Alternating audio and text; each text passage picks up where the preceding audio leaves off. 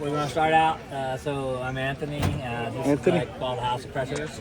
And so we have air handler system down here at the bottom.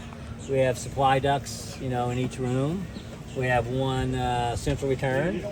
And we have leaks we can make in the duct. We can close interior doors, as well. Oh, yeah. So we can kind of see how things react. And then scoot over on this side. And on this side here, you can see that we have a manometer inside. And then the manometer is going to measure pressure between the indoors and outdoors on the green hose here. It's measured in pascals. I know some of you probably work in water columns and stuff, but so pascals is just a smaller pressure measurement. And so right now, the air handler is on.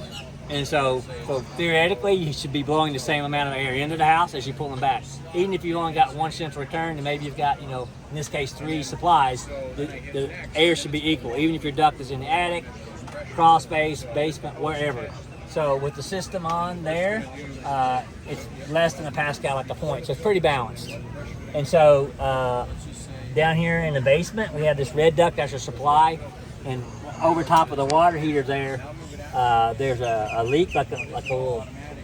You can take that out if you want, Eric. So Eric's gonna take that out, and then when he does that, we can watch the pressure up here. It's going to change, where it's getting more negative there. Let me close this for a second here. And yeah, so and hold it back up there again. Just don't put it on.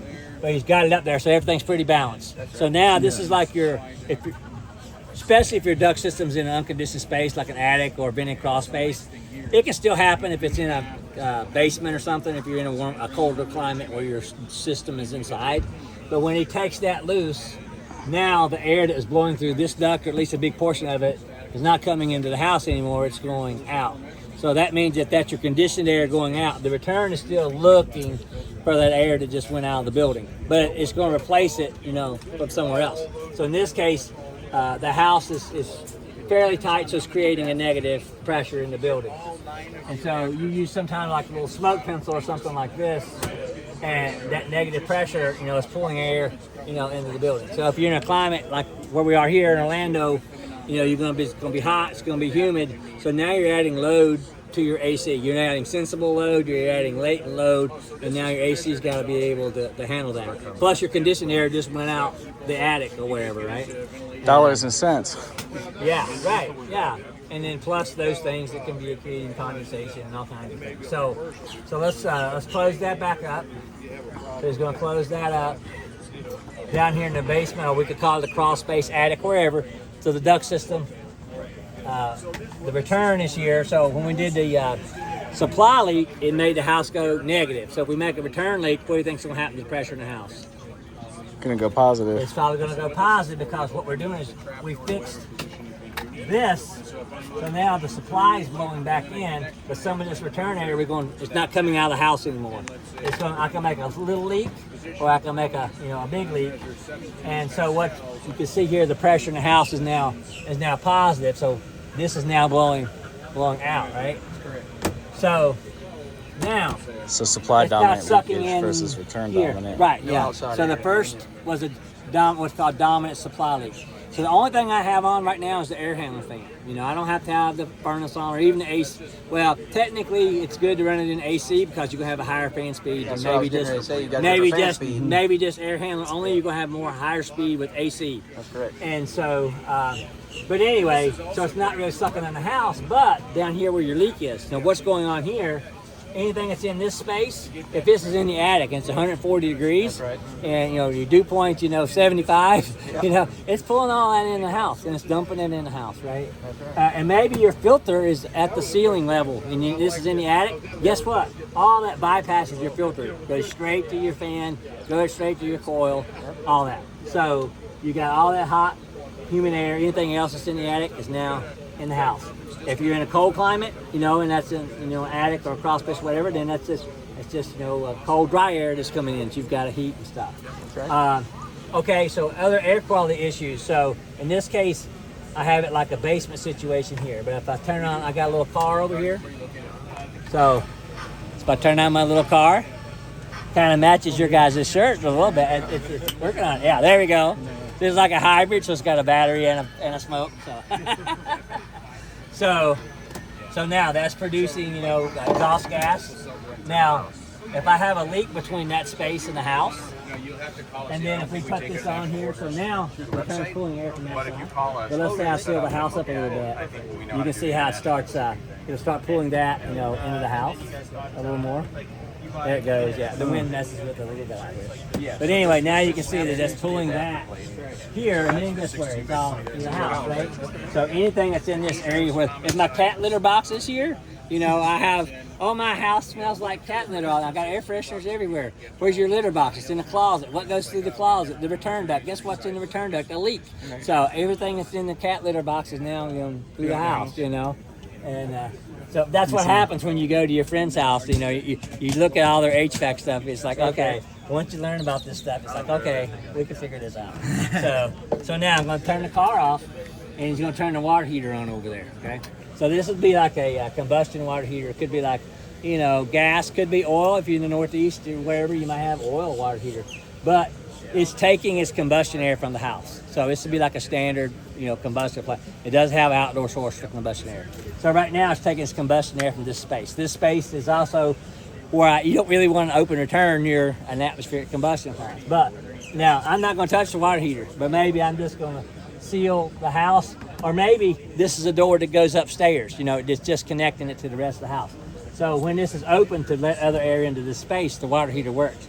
But then when you isolate it with like that return, you know, it's pulling air back down. If I close this up, close that up.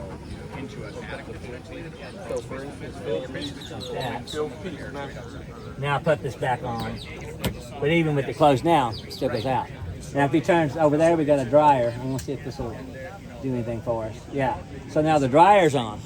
So you could have, I don't know if you've done blower door testing or much of that, but basically you could have even a really leaky house.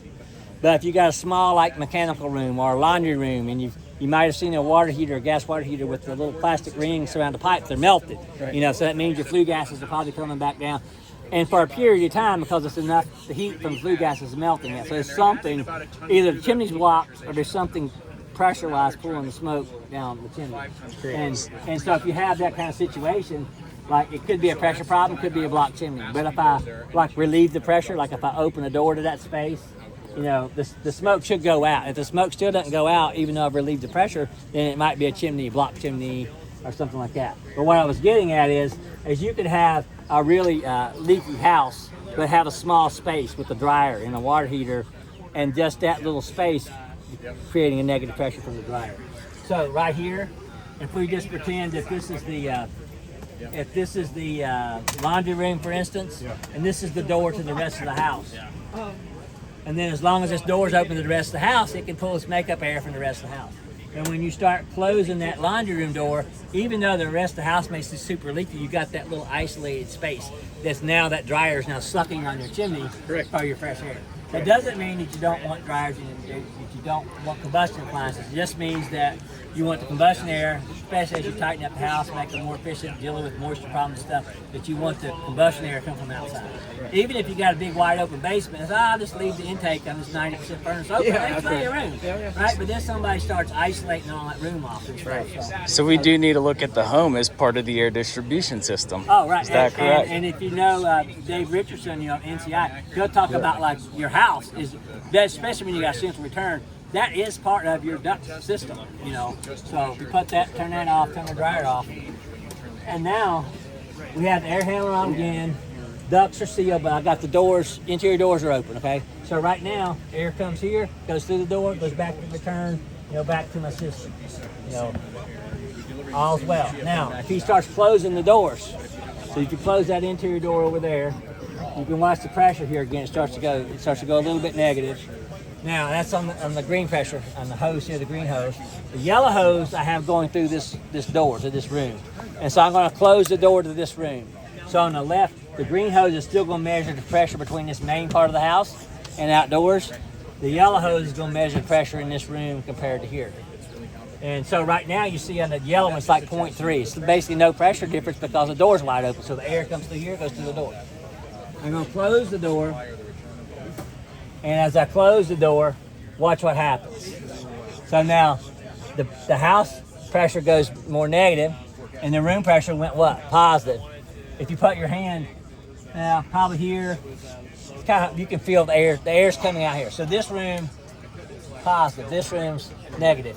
Now, same thing. It's kind of like duct leakage in, basically it's like you're putting a damper in this return. It's pretty much what you're doing. So now the return can't get the air that's behind the door. It's going to take it from, wherever it can get it. So if we're in Orlando, then we're pulling in again hot, humid air, adding to the sensible, adding to the latent. It's uncomfortable. It might be cold, but it's going to be damp and muggy and sweaty. That's why if you're like barefooted and you're standing in this room, you can feel it pulling under. Oh, right. Yeah. And I don't know. I think I heard somebody say, but like the bedroom door, maybe this far from closed. Air handle comes on. What happens? Slams the door, right? If you look at the carpet at the bedroom door, it's got a stain on the carpet. Or if you look at the door jamb, it's got dust all around the door jamb. So that door probably stays closed a lot, and it's it's trying to get air back out from there, right? And so now you can watch right here the negative pressure. That I got a bath fan here. I got the cover on it, but I'm going to take it off. And when I do that, it actually makes the house go even more negative because now that's less air just getting back to the return, But what I would say, if you've done blower door test or air tightness test, or you're familiar with it, that if you're going to work on a house, you're going to air seal the house, you're going to seal the ducts most likely, and you're probably going to test the airflow and make sure the right amount of airflow is going to the rooms and stuff. And then you would design like whatever kind of pressure relief you need, either a passive return where you jump over the wall or through the wall, or you make a hard ducted return. But get all those things right first, and then do your pressure relief there. But just from closing the doors, like you say, you're putting this hole right here. If there's no pressure on that hole, there's no airflow, or there's no hole, there's no airflow. But when we close the door, that adds pressure to this hole, and now it makes airflow because you got a pressure difference in a hole. Now, what's in the air? Where's the air coming from? It's coming from outdoors. What's in the outdoor air? Is it humid? Is it dry? Is it cold? Well, what are those three main factors that motivate airflow or influence airflow? Well, just like you say, you got to have a hole, you got to have air, and you got to have a pressure difference, right? Well, so it's pressure, temperature, and moisture.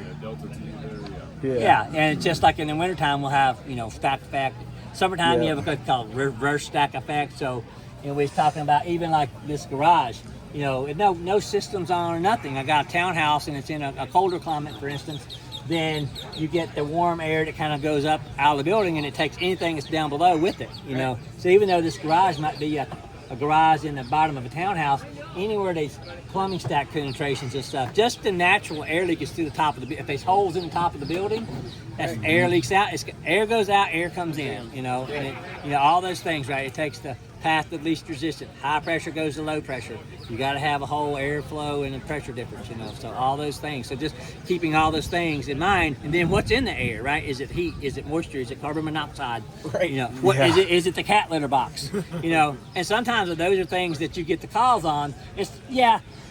We do like weatherization, so a lot of our main thing is energy efficiency. But a lot of the energy efficiency, when you correct the health and safety, you're making sure the smoke goes out the chimney. You make sure you're not sucking in hot, humid air. You're making sure you're not pulling the cat litter smell out. When you fix those, you're also dealing with the energy efficiency side of it too. So you kind of get the energy efficiency side of it for free when you're dealing with it. Because the calls that you typically get would be, what's their pain? This room's cold.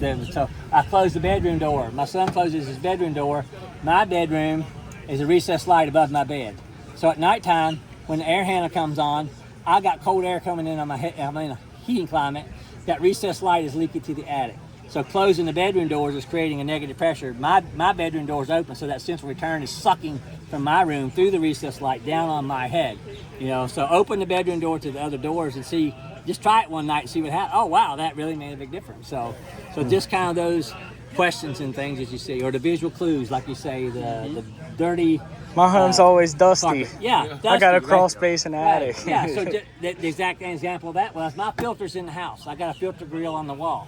My duct system goes through the crawl space. So I got a return leak in my crawl space. My filter never gets dirty, but my house stays dirty because the dirt is bypassing the furnace filter and it's going off to the house. I clean it this week, and next week it's dusty. As you Right? climate, you might see rust on the registers because it's bringing in, it's bypassing. Yeah, so it's all works, as a houseless system. So it's kind of like, yes, it's the HVAC, but also it's the house. So you kind of understand kind of how it's called houseless system. They interact. You seal the house, you seal the duct, it changes the way things operate.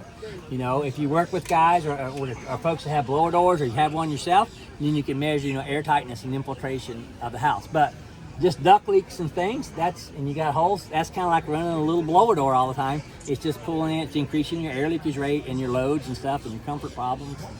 Little bitty duct leak in the attic can have a big load Well, implication. Again, AC. I gotta have a hole this size in the duct and one this size in the house. But what's the pressure on that hole? So if you got It's right beside the blower. Yeah, you got a blower on that hole, and like you say, not to mention that's conditioned air if it's your supply leak, and if it's return leak, it's bringing in all the other nasty stuff with it, So, but just having that understanding of it and being able to kind of picture the whole house. So I'm doing this, but what might be going on over here? But it comes down to, safety is always going to be the main thing. If you got combustion appliances, make sure they work. Make sure the smoke goes out the chimney. I do pressurization profiles for hospitals to make sure that they're maintaining enough exhaust airflow in janitor closets or ante rooms that have to be positive pressure and negative pressure. Yeah. These same factors come into play. It